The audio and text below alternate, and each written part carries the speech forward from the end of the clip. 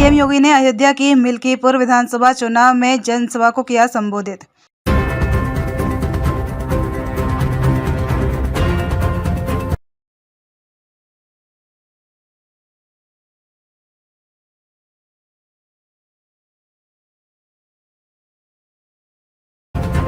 मुख्यमंत्री योगी आदित्यनाथ ने आज मिल्कीपुर विधानसभा उपचुनाव क्षेत्र में आयोजित जनसभा को संबोधित करते हुए समाजवादी पार्टी और उनके मुखिया अखिलेश यादव पर निशाना साधा। सीएम योगी ने कहा कि मैनपुरी की दलित बेटी के साथ किस तरह की नृशंस घटना विधानसभा उपचुनाव के समय समाजवादी पार्टी के ही नेता ने की थी। उन्होंने कहा कि अब तक महाकुंभ में 34 करोड़ श्रद्धालुओं ने आस्था की डुबकी लगाई है और पूरी दुनिया से लोग आ रहे हैं, जिसमें 74 देश के राजनीतिक शामिल हैं। जहां संपूर्ण विश्व इस आयोजन से अभिभूत हो रहा है, तो वहीं समाजवादी पार्टी को पीड़ा हो रही है। आप देख रहे होंगे समाजवादी पार्टी के अध्यक्ष के पिछले 2 महीनों के ट्वीट को आप देखिए। इन्होंने जितने भी इस दौरान वक्तव्य दिए हैं, इस सदी के सबसे बड़े आध्यात्मिक और सांस्कृतिक आयोजन महाकुंभ प्रयागराज का विरोध करते हुए इनके ट्वीट सारे के सारे आए हैं। दुनिया में आ रही है। अब तक 34 करोड़ श्रद्धालुओं ने प्रयागराज के मां गंगा, मां यमुना और मां सरस्वती की त्रिवेणी के संगम में आस्था की पवित्र डुबकी लगाई है। दुनिया विभूत है। कल उपराष्ट्रपति जी आए थे, दुनिया के 74 देशों के राजदूत आए थे, हाई कमिश्नर्स आए थे, पूरी दुनिया आ रही है, विभूत है। पूज्य संतजन आए हैं, सभी आचार्यगण आए हैं, देश और दुनिया के श्रद्धालु आए हैं, पर्यटक आए हैं, लेकिन पीड़ा समाजवादी पार्टी को हो रही है, जिससे सनातन धर्म का गौरव बढ़ता हो, जिससे हर भारतीय का सीना चौड़ा होता हो, जिसमें हर व्यक्ति अभिभूत होता हो, उससे समाजवादी पार्टी को पीड़ा होती है। और ये पीड़ा पहली बार नहीं हुई है। मैं आपको पिछली बार भी मैंने आंकड़े दिए थे कि 2016 में जिस समाजवादी पार्टी की सरकार थी, अयोध्या में तब एक वर्ष में कुल टूरिस्ट आया था 2,35,000 और 2024 में आए हैं 16 करोड़ 11 लाख, यानी 2,35,000 टूरिस्ट 16 में आए थे जब समाजवादी पार्टी की सरकार थी, और 2024 में आए हैं 1611 लाख। क्या कोई तुलना भी है क्या?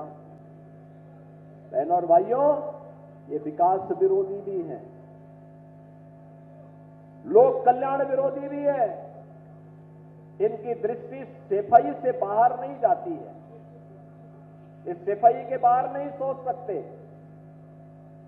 जब सत्ता में आते हैं तो परिवार के लिए कार्य करते हैं, वोट मांगने के लिए जाति का सहारा लेते हैं, और जब सत्ता में आते हैं तो अपने परिवार का भरण पोषण करके सारे पद एक परिवार को दे दिए जाते हैं। और इसलिए मिल्कीपुर का चुनाव भी आज राष्ट्रवाद बनाम परिवारवाद का चुनाव बन गया है। बहनों और भाइयों, मैं परसों यहां से राज्य सरकार के एक हेलीकॉप्टर से एक कार्यक्रम में जा रहा था।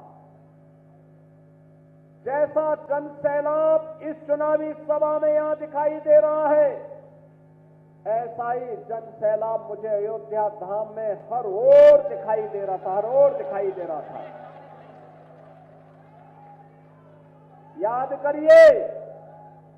याद करिए, अगर अयोध्या की सड़कों को भारतीय जनता पार्टी की डबल इंजन सरकार ने 4 लेन की सड़कें नहीं बनाई होती, अयोध्या की रेलवे लाइन को डबल नहीं किया होता, रेलवे के स्टेशनों का सुदृढ़ीकरण और उसका सुंदरीकरण नहीं किया होगा, उसका विस्तारीकरण नहीं किया होता, और अगर इंटरनेशनल एयरपोर्ट का नामकरण अयोध्या में इस रूप में नहीं होता और इस रूप में उसका विस्तार नहीं होता, तो ये लाखों श्रद्धालु और पर्यटक जो आज अयोध्या धाम में प्रतिदिन आ रहे हैं, क्या ये आ पाता? क्या ये आ पाता? व्यवसाय तो अयोध्या का बढ़ रहा है, विकास अयोध्या का हो रहा है, प्रयास हमारे जनप्रतिनिधियों का था, पैसा केंद्र और राज्य सरकार का था, लेकिन पीड़ा समाजवादी पार्टी को हो रही थी। आप याद करिए, जब भी हमने अयोध्या के विकास की कार्य योजना को आगे बढ़ाया, समाजवादी पार्टी ने विरोध किया। हम सड़कों को चौड़ाकरण कर रहे थे, 1700 करोड़ रुपए से अधिक की राशि केवल हमने मुआवजे में वितरित की अयोध्या में, लेकिन तब भी समाजवादी पार्टी नाजायज तरीके से विरोध कर रही थी। जब हम एयरपोर्ट का निर्माण कर रहे थे, इंटरनेशनल एयरपोर्ट, तब भी समाजवादी पार्टी विरोध कर रही थी। जब राम मंदिर का शिलान्यास हो रहा था, तब भी समाजवादी पार्टी विरोध कर रही थी। जब राम मंदिर में 500 वर्षों के बाद रामलला विराजमान हुए, तब भी समाजवादी पार्टी ने विरोध किया। और याद करिए, एक दलित बेटी के साथ इन्होंने मैनपुरी में विधानसभा उपचुनाव के दौरान क्या किया था। इन्हीं का नेता था, उस दरिंदे ने क्या घटना की थी, उस बेटी का गला घोंट करके उसकी हत्या कर दी थी।